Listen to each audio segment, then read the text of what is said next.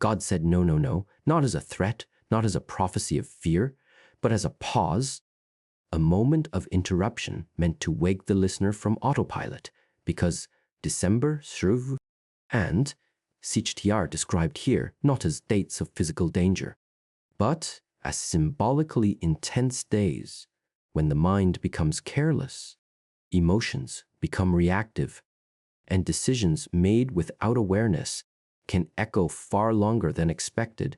And this message is framed in the calm, grounded, reflective tone often associated with Shi Heng Yi's teachings, where danger is not something external chasing you, but something internal waiting for an opening, and the opening usually appears when discipline weakens, attention drifts, and ego takes control.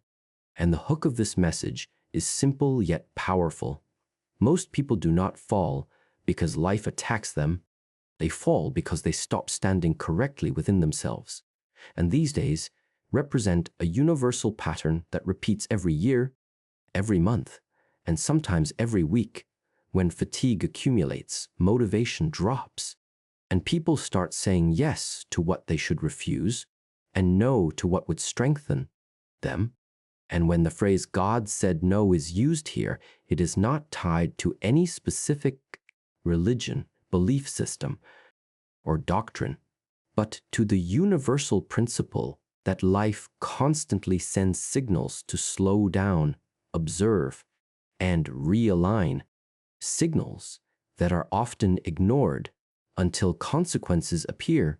And the reason these days are called extremely dangerous is because they highlight how quickly small compromises become large setbacks, how one impulsive decision can undo months of progress, how one emotional reaction can damage relationships, reputation, or self-respect, and how easily people underestimate the cost of distraction.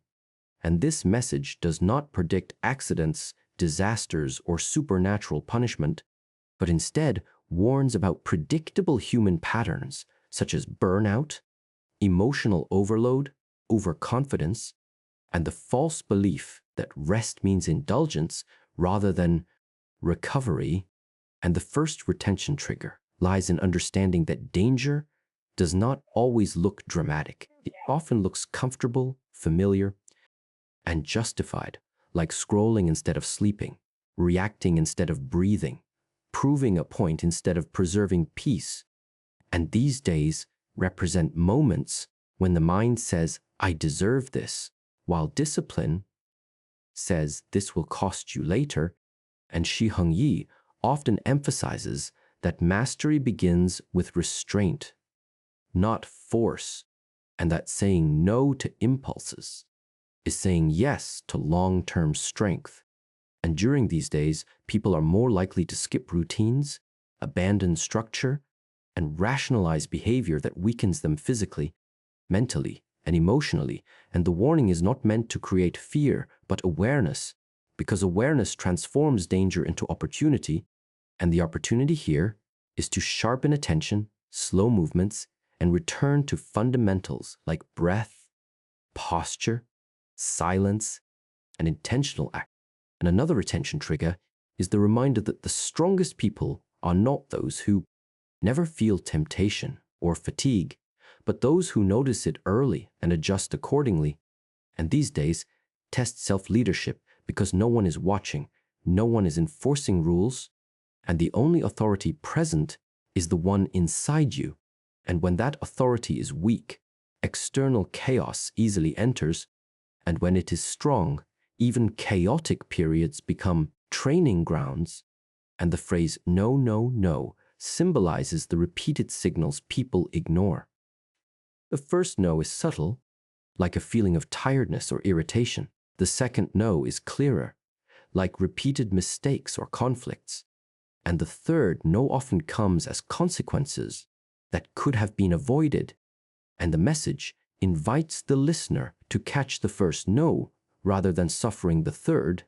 And to do so, one must slow down enough to hear it, and slowing down in a world obsessed with speed is an act of discipline, not laziness.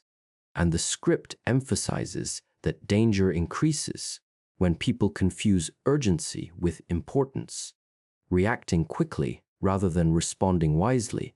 And these days often amplify that confusion, making people feel behind, pressured, or emotionally reactive. And another retention element is the idea that discipline is not punishment, but protection. It protects energy, focus, health, and integrity. And when discipline weakens, life does not immediately collapse, which is why people believe they can get away with small deviations. But accumulation is silent, and consequences are patient. And the message explains that what makes these days intense is not the calendar, but the internal state people bring into them: unresolved stress, unprocessed emotions, neglected routines, and inflated expectations. And when all of that converges, even minor triggers can lead to major reactions. And Shi Heng Yi's philosophy often returns to simplicity: stand straight, breathe deeply, move deliberately, speak consciously. And this message reinforces that during intense periods, complexity increases risk, while SCI